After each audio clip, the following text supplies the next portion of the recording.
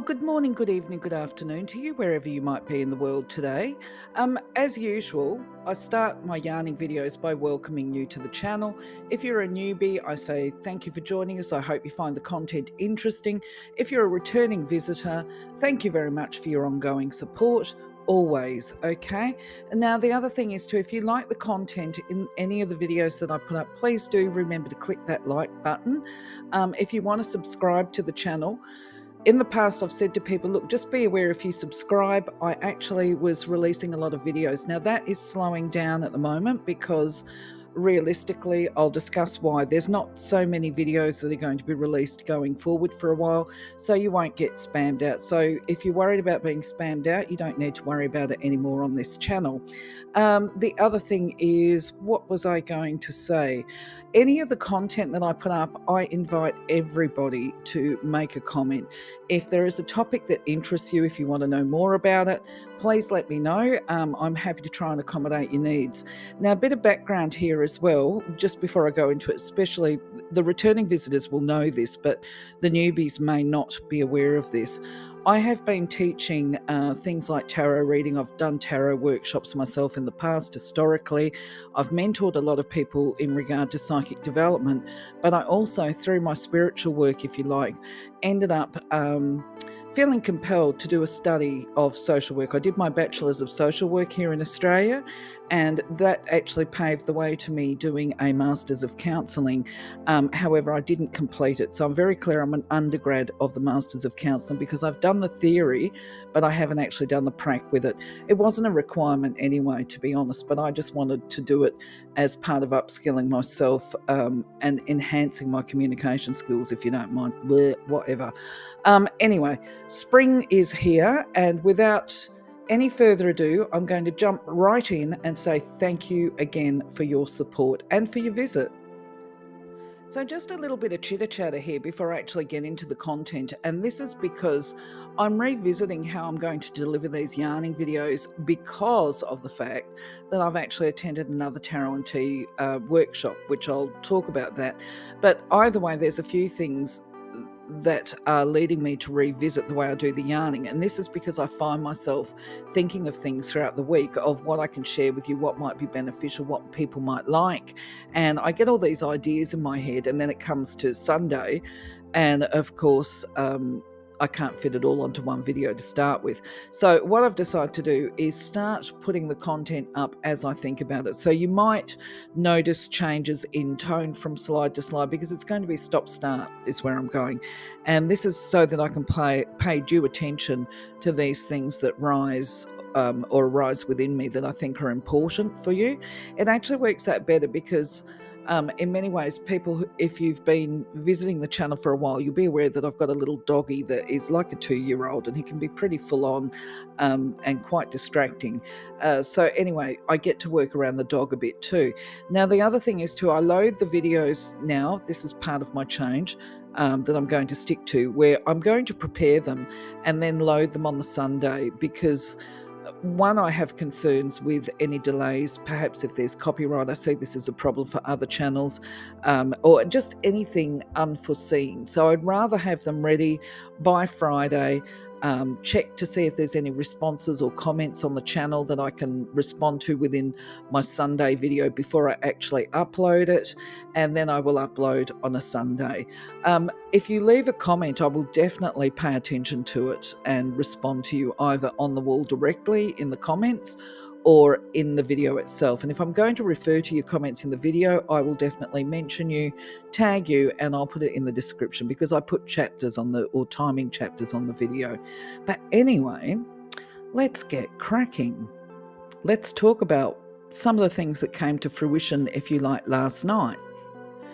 So in regard to last night, my original plan had actually been to expand on some of the content in last week's video and the week before that with reference to the divine feminine and the divine masculine. Now, I'm not going to have time to talk about it this week because I've got to follow through on a couple of other commitments that I've made to you, which we'll talk about that when we get to that slide as well.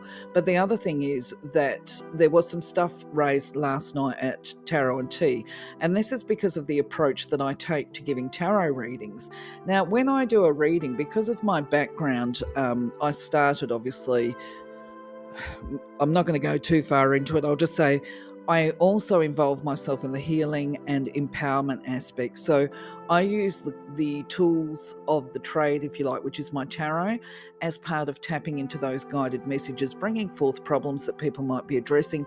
And then I give them skills and technique. Okay. Now, last night, I'm loving this, by the way. I've got to say, I absolutely love this, where I'm going. And I just want to actually pay credit to the lady that's running these workshops, because I actually haven't managed to spend a lot of time with her before attending these meetings. And it's not unusual for somebody who's running a workshop to actually not appreciate somebody who has the skills that I have, because I've sold readings professionally on websites and all of that kind of stuff, the psychic hotlines and that kind of thing. And where I'm going with this is sometimes people can feel intimidated in the knowledge that somebody has got these skills.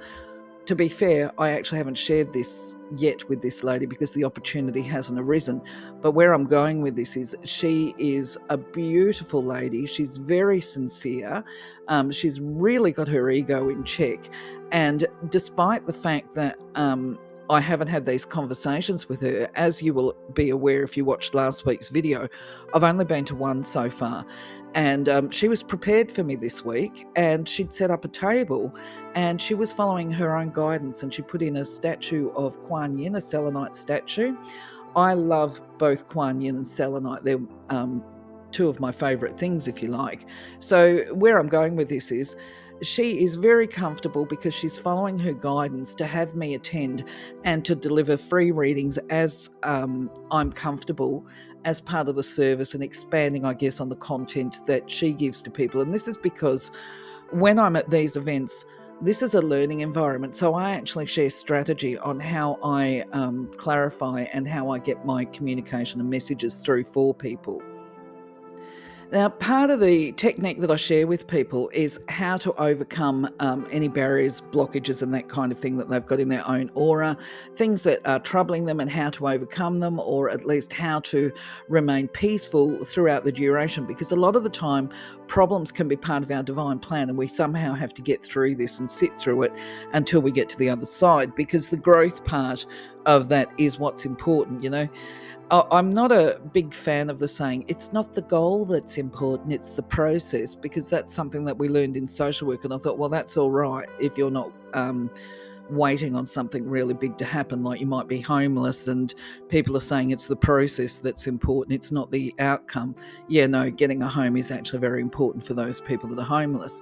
Prime example. However, from a spiritual perspective, that business of managing yourself and your reactions is part of the journey, and it's very important to somehow try and retain this calm and peace while we get through these goals, or get towards our goal and our destination.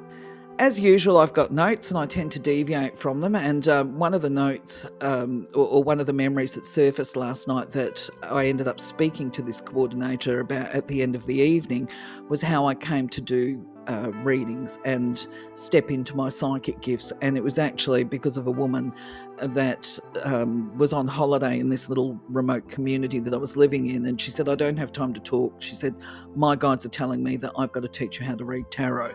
And I said, and so because of this, I actually was not aware for quite some time until I did some informal research myself. And I learned that the way I read my cards is actually the Romany way. So she must have been a Romany, I think. I never actually asked her about it. But either way, I sat down with her. She gave me the cards and told me to read them. And it was as quick as that. Within an hour, she packed those cards up. She took them from me and she said, you told me that you couldn't read. She said, but now you can. And now you need to start reading. As I say, I didn't fully understand then what that actually meant. But in all honesty, it was through doing the readings, because I never used to charge for them for a long time. It was through doing them and practicing that my confidence developed, my communication skills, if you like, my intuition developed to that point where I got confidence that the messages that I was bringing through were actually accurate, and that's always emotionally rewarding. Now, last night, so this is where we're going this week, why I'm bringing this into the conversation, is because last night when I was doing some readings on people, and I'm not able for some reason to do a 5-minute reading at the moment. I used to be able to do them in the past, but at the moment they seem to be a bit longer. So I'm basically doing 20 minutes per person. But anyway, last night, some issues came to the fore where I had to give some people some strategy. And I thought this one is a pearler. This one that I'm going to talk about now is something everybody must go through as part of their growth. You may have already gone through it yourself and got over it, if you like, but many people will be going through it, particularly right now. So I'll tell you what I'm talking about. It's the ability to face our fears and to overcome fear. Now, we all carry fear throughout our lives, and sometimes it comes back and forth. Sometimes we've got to continue to revisit this overcoming of fear and putting them into perspective. Now, before I talk about, well, I'll explain something else to you, because this is just how I work, okay? When I do my readings, I always tell people don't give me any feedback until I'm finished, okay? If I've got a question, I'll ask a question, but keep your answers simple. Make it a yes, no, because I want people to walk away and know with 100% certainty that the reading that they got from me was one that was divinely guided and inspired, and not something that they gave me information on. Now, on that note, when I'm reading in these environments as well, I actually tell people, watch your body language. I know it's very easy when a card turns up and a psychic will turn around and say X, Y, and Z. The person just, oh, yes, that's correct, okay? But straight away, we know that there's other stuff going on emotionally. So it can, from a psychic perspective, actually be a little bit of a distraction if you're too emotive in your responses to the information that comes through. But anyway, I give people the messages, and then they tend to give me feedback on whether or not it was accurate, or as part of trying to get expanded information about some of the messages that I've pulled through.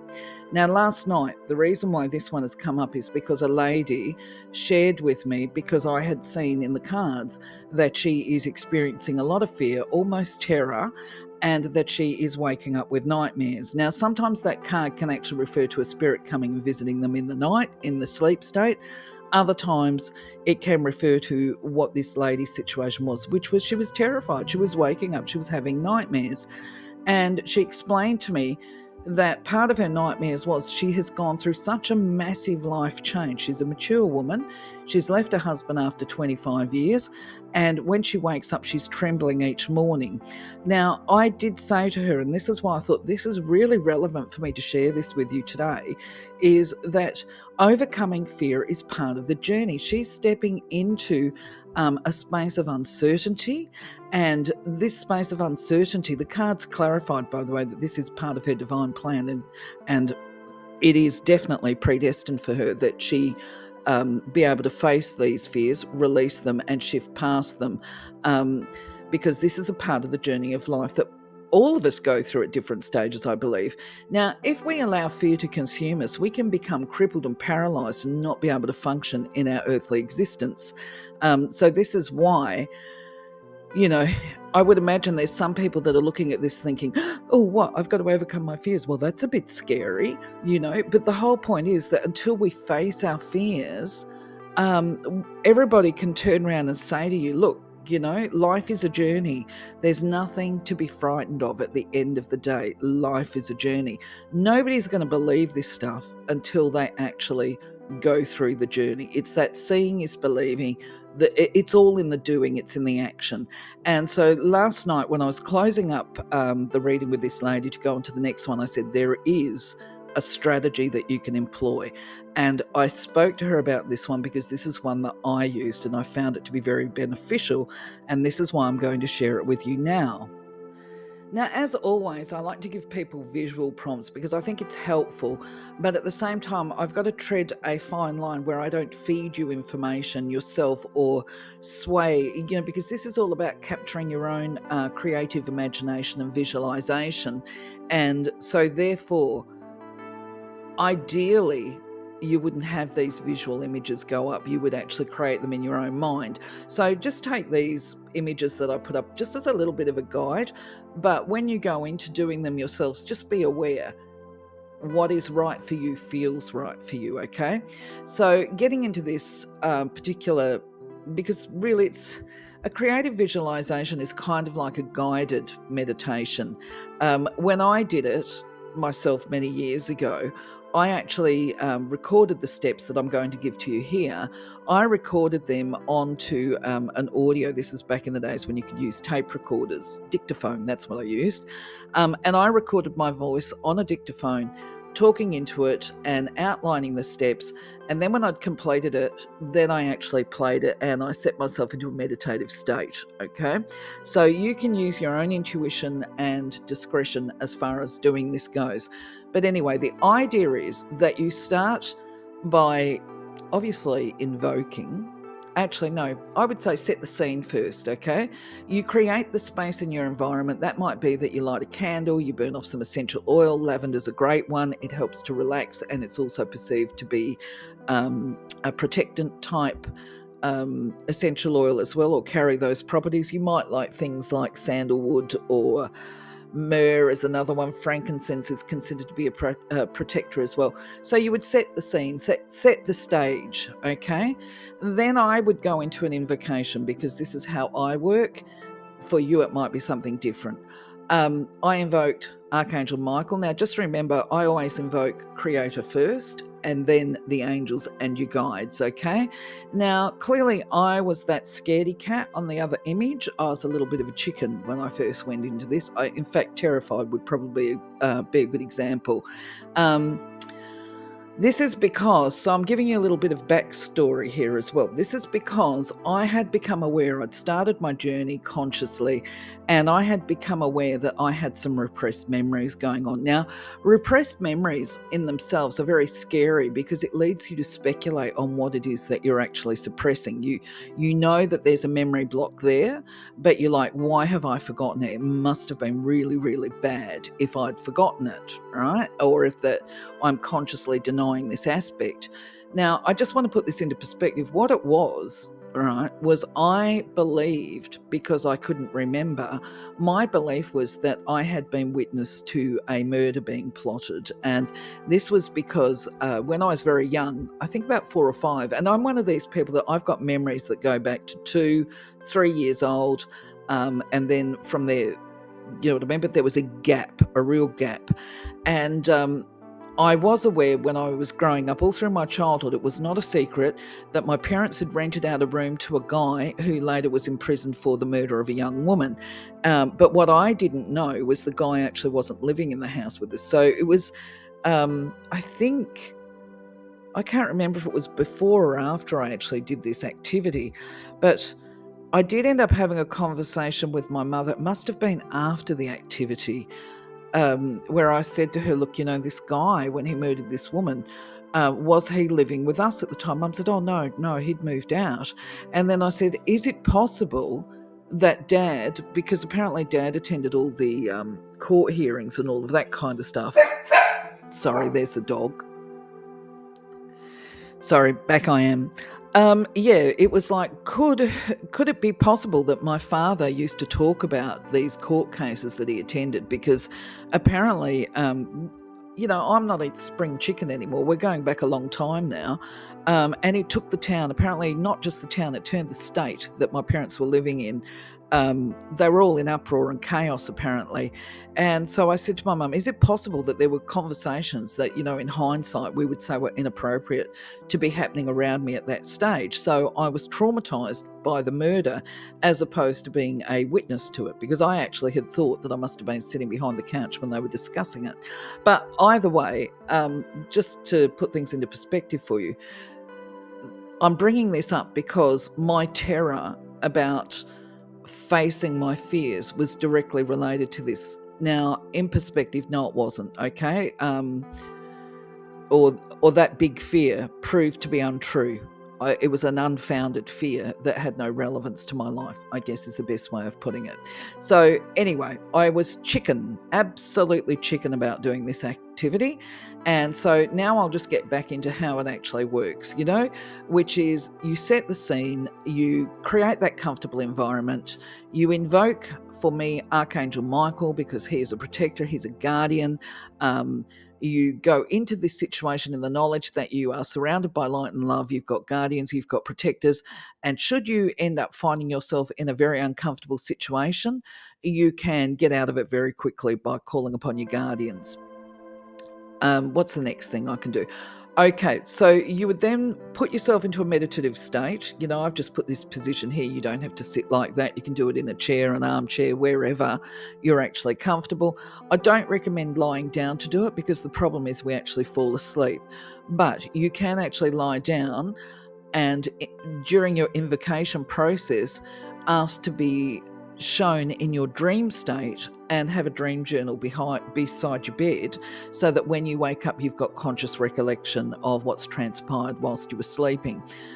So anyway, where am I at with this? Okay, so my normal process, this is a lot of years ago now, it's nearly 25 years ago that I actually did this activity, but I would imagine what I did was actually breathe in the white, the pink, and the light blue, because the light blue is about peace, calming, protection. The white is about purification of intent. The pink is about building my self-confidence that I've got what it takes to actually get through this process. So I would have breathed all of this into my aura and allowed it to swirl around, drawing upon what we call the sacred breath. Now, remember, in the self-help playlist, I've got activities and even videos on how to do the sacred breath. So I'm not going to run into that now, but that's the first step. You then see yourself going on a journey, and this is a journey to find and face your fears, and it involves walking up a mountain. It's an arduous trek, all right, like all mountain treks, but it is a trek that you need to make nonetheless. Now, as you make this journey, you know that you're traveling it accompanied. You've got your support team with you, and this is why I've used this image here. What else can I say? Just basically, you know that it's a trip that's got to be done. You're not doing it alone. You've got company with you. You're perfectly safe for this journey. Now, with any guided visualization or healing meditation or whatever, the idea is that you bring your senses into it, okay? So this means pay attention as you're walking this journey.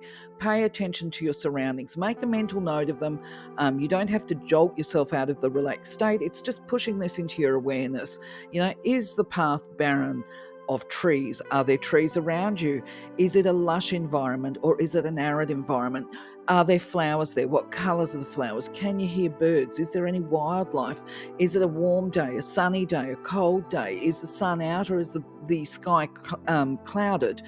Can you smell anything?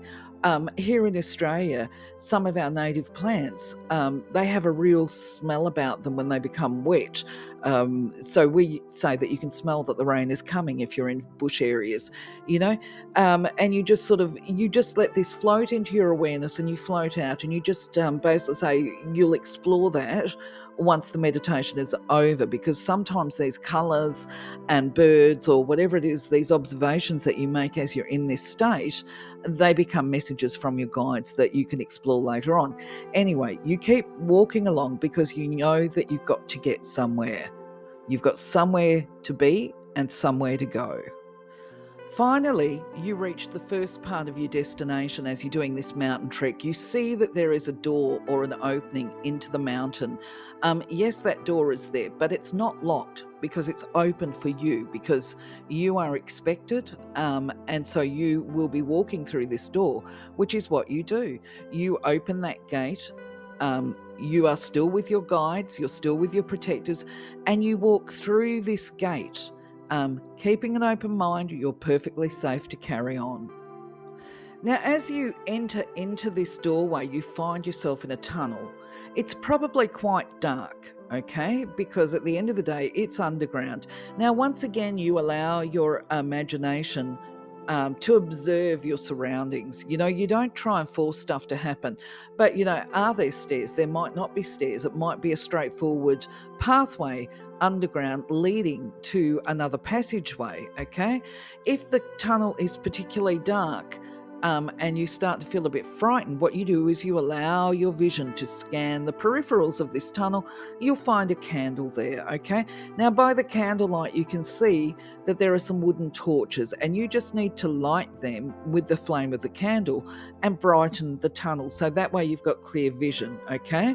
And then you and your guides can continue, and your team of protectors can continue to walk down this tunnel, all right? You feel safer if you were feeling unsafe before. This light may help you. Well, if it was dark and you've got the light on, you're definitely going to feel safer. You may experience some sensations of fear of the unknown and of what lies ahead on this journey, but either way, there is this constant there that is, you are protected and you are safe, okay? You just keep reminding yourself that. And finally, you and your team arrive at another door. It's a new door, it's heavy, it's closed, and it's got your name on it. And you are aware that if you enter into this space, which of course you've got free will, you've got choices, that this is the part of the journey that is for you and you alone, right? Your guides and protectors are there for you. If you want to call out, if you become overwhelmed. But you know deep down inside that until you open this door, you're going to remain stuck with fear dictating your actions throughout your life. As I say, you've got free will. Now, you may or may not decide to enter this room, by the way. It might simply be enough to open the door, all right? But either way, the idea is that you open this door and you take at least a look at your fears. You face your fears. What can I say here as well? You might not feel that you can open this door until you're stronger. Okay, it's up to you. It might take you a couple of attempts of doing this activity before you can actually get through it. It took me a couple of times. But anyway, the idea is you open this door and you face your fears. Now, when you do open the door, this is, as I say, where you get to face your fears. I'm not able to tell you what you're going to see behind it because this is where it's a personal part of the journey, okay? And it's going to be different for everybody. There's going to be a few alternatives, but what it is you relax and you allow the visions to flow to you and show you what your fears are of. And it might be that there's nothing to fear behind that door. You won't know until you open it. But at the end of the day, the very least that you're going to gain from opening this door is the light of understanding and awareness that shows you what you can do in your conscious days to release consciously with awareness the things that are holding you back. Now, as I say, everybody's journey is unique, as is the experience of opening the door. I must say, though, that I do believe that you will feel safe enough to open this door immediately because you know, right? You know when you've got your protectors there that if anything is too scary happening, you can just step back out of the way, back to the embrace of your angels and guides and get out of there and come back another day. So there is a level of security with opening this door. Now, the other thing is too, going on my memory banks here, that for me, I opened the door and I saw fears, and then I was comfortable enough to actually walk into the room and check that room out, okay? Now, that might be the same for you, but do let me know. I really am actually very interested in hearing what people's experiences are when I give them strategy. Now, of course, you can stay in that room for as long as you like. I don't think you'll need to stay there for very long, and you wouldn't want to stay there for the duration anyway. So it would be go in there, take a look, find out what you need to find out, and then when you're ready, you make your way back down the mountain path the way you were or the way you started, go back down. You've still got your team of support with you. You're going to feel loved, more cared for, more embraced than you did before you started the journey. This is whether you open the door or not. You will hold in your consciousness this awareness that you are loved, loving, and lovable, and that the Creator loves you. Once you arrive back at your destination or your starting point, don't forget to thank your angels and guides for the support that you received throughout the journey. Now, speaking of angels, it seems timely to actually have the conversation and update channel content about angels right now. Obviously, I have completed and uploaded and scheduled all the videos, and so you can find content on the Angel playlist. But the reason why I'm bringing this in here now is because when we talk about overcoming fears and using the energy and support of celestial beings, such as the angels, there are some that are tasked with the release of fear specifically that you might want to draw upon their energy. The first one, of course, is Archangel Uriel, because he oversees the orange chakra. And basically, the orange chakra is associated with emotional stability. And in fact, it's where the fear sits within the human or spirit body and the aura. So he would be a particularly good angel, shall we say, a good choice for invoking to attempt to overcome and redirect fear into creative and positive solutions, potentially even to help you with your visualizations.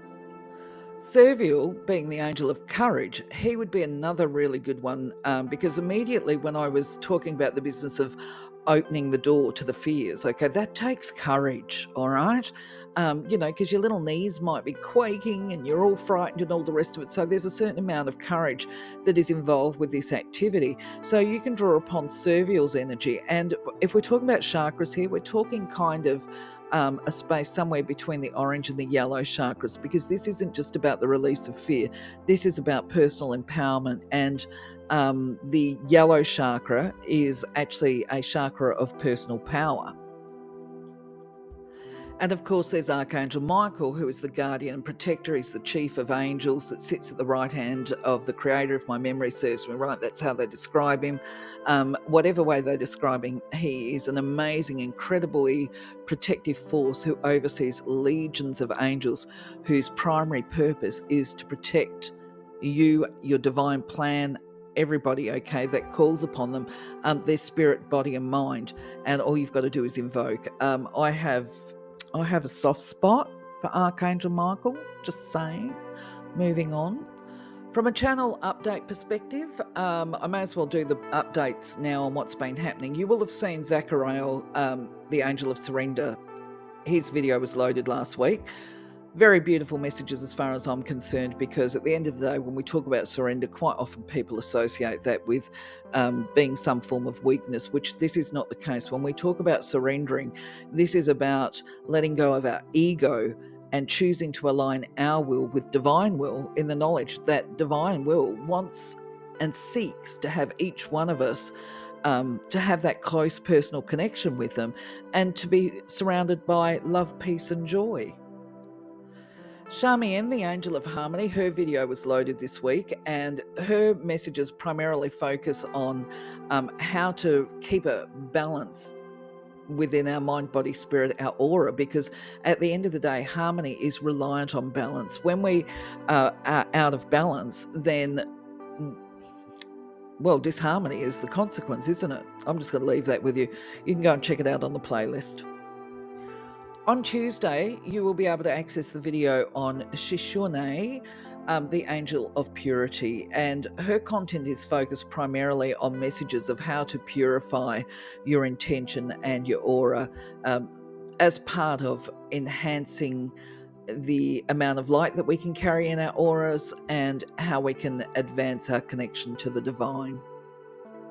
On Friday, you'll be able to access the content on the Angel of Prosperity, Fortunata, and she'll be able to give you, well, the messages of this video is to unpack any blocks preventing you from manifesting abundance and financial prosperity in your life as well.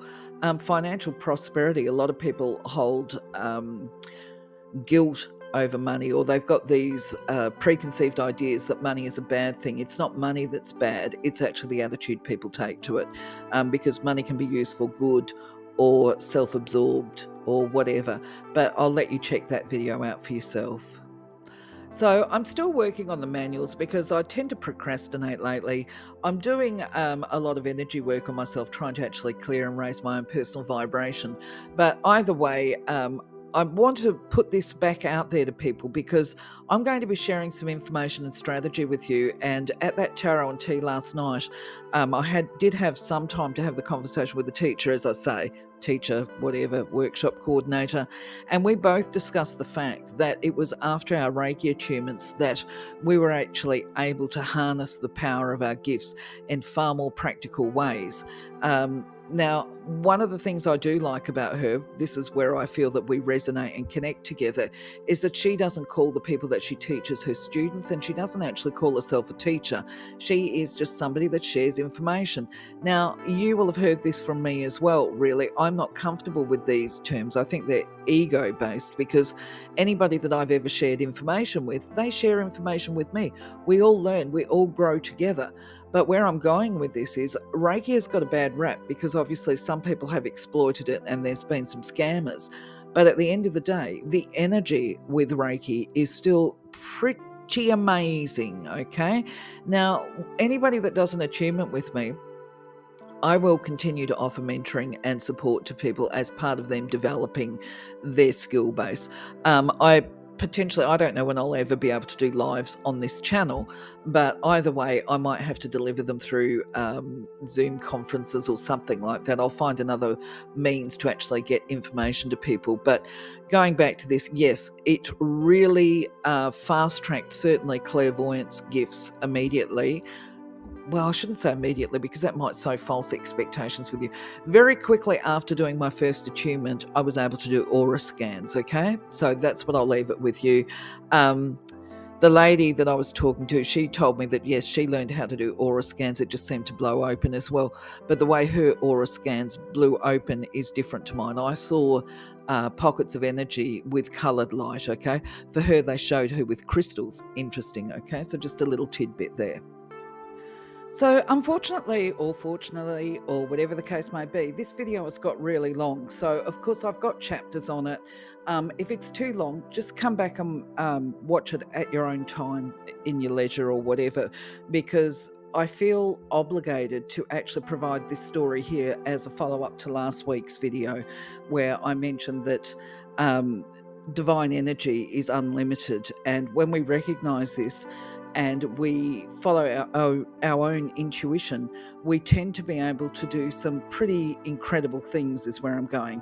So in recognition of this, the story that I was going to share was in regard to me not being able to see my guides clearly, clairvoyantly, in the same way that two of my friends, two people that I'd been connected with, they were able to see their guides as though they had bodies and to have conversations with them one-to-one. Now, we can turn around, I can understand with the mental health background that people would turn around and say, oh, that's clearly schizophrenia. I think that there is a difference when, well, I know there's a difference. I don't believe it is, because at the end of the day, the information that they gave was good and solid, and again, and it was helpful information. So therefore, it was guided. It was things like saying to me, giving me a warning that I needed to put protection on my car, letting me know that this was because there was going to be a car accident, that if I hadn't, this is the short of it, if I hadn't put protection on it, basically I got the warning 24 hours before I actually had a very near miss where I almost T-boned a car. But anyway, I wanted to have the connection that they did with their guides, and I was really struggling with it. Now, part of the problem is I actually was too serious, okay? So people will tell you that connecting with your guides is a very solemn moment. It's very sacred, and I would say it is sacred. And I'm not able to give you all of the information around my connection with them. But at the same time, what I would dispute is that it has to be this heavy, serious connection or process to connecting with them, and the relationship has to be very serious and solemn. Because in my experience, we made our progress when we were having a lot of laughter and a lot of humour. So anyway, the story goes, I felt the connection. I intuitively felt the connection, but I wasn't able to see them, and my clear audio wasn't developed at the time. And it was becoming a bit of a problem for me in that I felt sorry for myself. I was having a bit of a pity party, really. And I shared over a coffee with one of my friends my frustrations at it and that I was envious. I said jealous last week, and that's probably not the right word because it's not about jealous. It was about, I had a certain element of envy. I wanted what they had. I wanted to be able to have this personalized connection. And in the course of a conversation, as we're having our cuppa, she says to me, "Well, tell me what it is that you're seeing." She said, "Because my guides are telling me that your vision is open, that you're perfectly able to see, and I don't understand what the problem is," she said. And then in a moment of frustration, she said, "I wish that I could see through your eyes, and then I would be able to tell you what is going wrong." She said, "Because I just don't understand why you can't see them." And so we sat there and mulled it. Me being who I am, I've come up with the um, well, if divine energy is unlimited, universal energy, we can access at any given times and it's infinite and all the rest of it. I said, there should be actually no reason why you can't actually see what I'm seeing. And I said, and perhaps your guide can show us what we need to be doing so that you can see and understand and convey to me how I can open up to my gifts. Now, the reason why this is important is because we didn't actually have any teachers. And this is why I say this is not about schizophrenia or having hallucinations or delusions. This is about actually developing our gifts and our awareness. So at this point in time, we've both had a bit of a laugh, as you do, like, whoa, I'm feeling sorry for myself. And anyway, before I go into what happened, I want to actually point some things out to you to help you understand this process. And to do this, we need to talk about perspective. I need to explain this to you before I actually go into the story of what we did, okay? So with our physical eyes, we can see in different ways anyway. So for instance, we can have the tunnel vision that you see here. I've tried to put these images up to convey this. When you're looking through an elongated thing like a telescope, you've got a very limited vision, okay? There's just that circle there, and you can't see either side of the circle. If you want to see more than in that vision there, you've got to raise the telescope up and down and that kind of thing. Okay, so that is what we call tunnel vision. And then we can expand our vision, okay, much as we see here. Now, I've put wide lens because these are the terms that come to mind for me. Okay, now if you're using your phone or your notebook or whatever, you can take a bigger photo than you can actually with the circle. Now, of course, the other things that are going to influence this expanded vision is whether or not you can zoom out or whether or not you zoom in is going to bring you in closer. And you know that as you zoom in and zoom out too far, your vision is going to become distorted or the image is going to be distorted until you actually get that perfect spot. I've used the word rounded here for a rounded perspective, but it's actually not round. We can see that. I'm not sure actually how to describe this, but basically I'm giving you an image here to see that a more rounded perspective, if I was to use that word in this context, it means that as a person is walking up this path, they can see what's in front of them, they can see what's to the left and the right on the peripherals, and if they turn their neck around, they can actually see what's behind them or perhaps what's following them. So we've got different forms of vision that I'm showing you here, where some are more limited than others. The bird's eye perspective is what we see here, which is from above looking down, and you can see so much more when you're looking down. Of course, this is a snapshot of what a bird's eye image would be, but if you were in real life and up in a plane, obviously you can see as far as the eye can see. You know what I mean? It's quite unlimited. Obviously, if you've got facility, you can actually zoom in and go closer. Because you're already on the outward perspective. Once again, it comes down to control as well, by the way, with the zooming in and zooming out. So within the scenario of me not being able to see my guides, what happened was, yes, we put it to the guides, her guides, that they assist, and no doubt mine as well, because they were involved in it.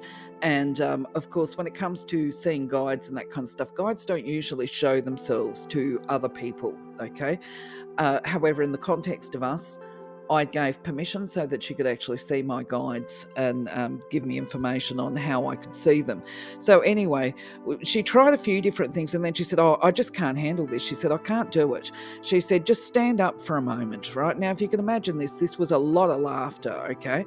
She has stood behind me pushed herself right in against my back, as you do. She's grabbed my head, the back of my head, because my back's to her, and she's holding onto my skull and basically using my head like you would a telescope. She said, I know this is weird, she said, but it is the only way I feel that I can actually see, she said, because I feel like I'm getting out of balance trying to look when she's sitting in a different position. So whatever, we went through with it. We gave it a shot with her, and a lot of laughter. I've got to say, there's a lot of laughter. She's saying, okay, and holding my head like she would a child that she's trying to say, look here or look there or whatever. And she said, right, I'm trying to see what you're seeing. The first thing she said was, well, I'm not sure I can use the same words, but she turned around and she said basically, good Lord, how do you see through that? It's a pinhole. And then that was kind of followed with, can you just make your pinhole a little bit bigger? Because I can see now what you're trying to look for and I understand why it's difficult. She said, just make it bigger. So I consciously chose, did that sort of affirmation, like, the breathing, make my little pinhole bigger. So it was probably about the size of a telescope by that stage. And then she says, oh my goodness, or something like that. What on earth is that? So she said to me, I'm not sure what I'm looking at. Could you please tell me what it is that you are seeing through your little pinhole that's now a bit bigger and about the size of a telescope? And I said I wasn't sure, and this was the problem, because all I could see was grey with black lines through it. Now, this little photo that I've got here doesn't do it justice, okay? But anyway, she's like, I can see now, I am seeing what you're seeing. And she goes, but I don't know what you're looking at. She said, because I can see your guides. She said, they are right there in front of your vision. She said, they are there. I don't know what you're looking at. And then she says, oh, I know what it is. I've got it. And she told me. Now, before I tell you what she told me, I went immediately into denial. No, I'm not, as you do. She said, you're looking at the footpath. She said, and it's like you're zoomed in really close, really tight. She said, so all you are looking at is actually the grey of the cement. And these black lines you're looking at, she said, that's the cracks in the pavement, okay? So once again, it wasn't exactly like this image, but this is kind of giving you the idea. And she said to me, you need to lift your gaze up and look up and zoom back a bit. This was not the actual way she articulated it, okay? But this is where it was going and how I can express it now. She said, once you do that, once you raise your gaze and refocus the vision, get it right, she said, you will see them. Okay, of course I was like, that's rubbish. That's not true, as you do.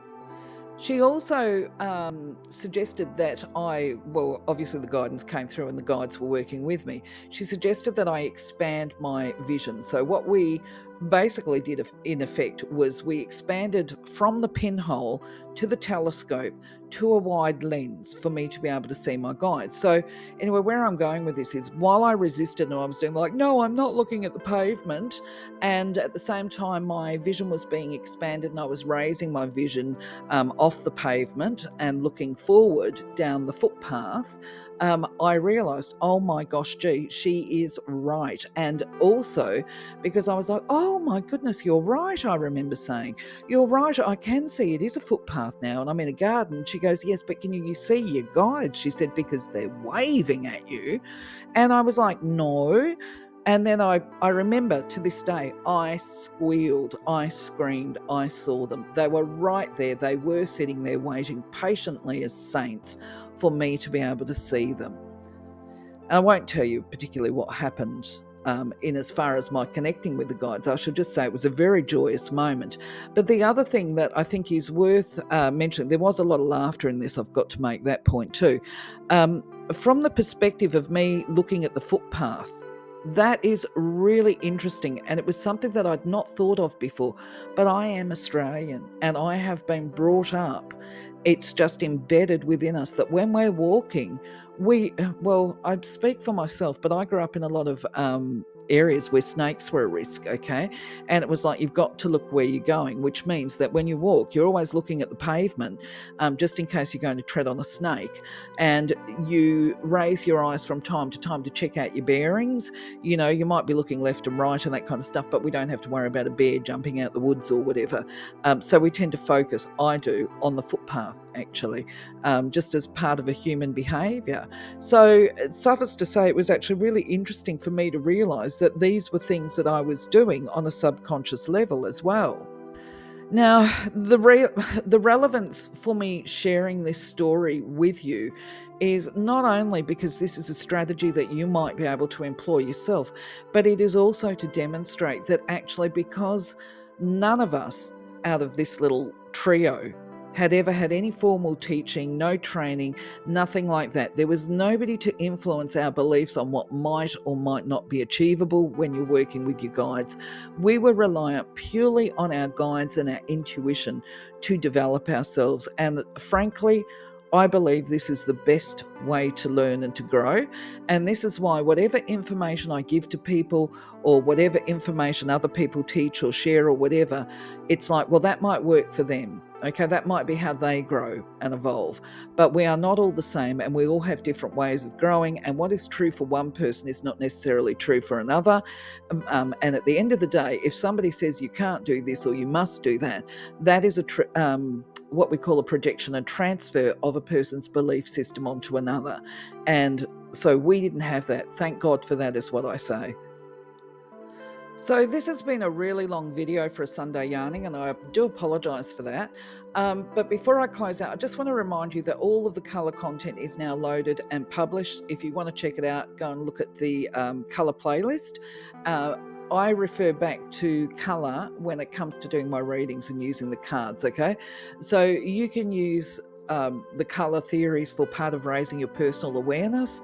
It can also help you to interpret and understand the messages that you might receive, particularly in your sleep if I can speak, in your sleep state, or when you're meditating and that kind of thing. And this is what we talk about when you do these little meditative journeys. Use your senses, bring all of them in, because each of them are going to convey something to you, and that includes the colors that you see, okay? But anyway, check out that playlist when you get around to it, or just if you're drawn to a color, go and check the colors out and see whether it conveys meaning to you in your life where you're at today. So as far as what's coming soon, I'm not planning to do any more playlists in the near future.